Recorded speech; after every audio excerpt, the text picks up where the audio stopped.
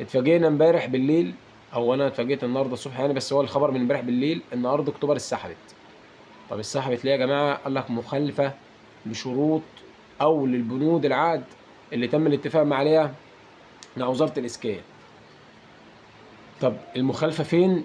المخالفه ان نادي الزمالك مخصص لبناء منشآت رياضيه وهيئات رياضيه لخدمه اهالي اكتوبر، او لخدمه النظام الرياضي او البنيه التحتيه الرياضيه لمصر. كل الجمال، كل الكلام ده زي الفل، مفيش اي مشاكل.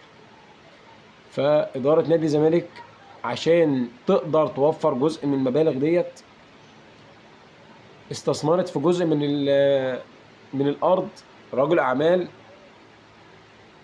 بنى عليها تقريبا مول تجاري او حاجه زي كده، اللي هو المفروض على حسب ما احنا نعرف او لحد ما انا عرفت اخري ان المول ده معمول لخدمه النادي او لخدمه المدينه الرياضيه، بحيث ان يكون في منشاه تجاريه جنب النادي او جنب المدينه الرياضيه تخدمها.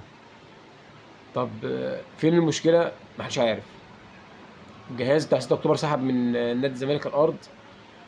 المفروض العقود هطلع لكم صوره منه بتقول ان انت لسه معاك فتره سماح للسداد ولتحقيق الشروط لحد شهر 9 تقريبا. هتشوفوها تقريبا، هنزل لكم العقد لحد شهر 9 او شهر كام 2026. طب ايه اللي حصل؟ اللي حصل ان المدعو مرتضى منصور مش راضي يسيبنا في حالنا.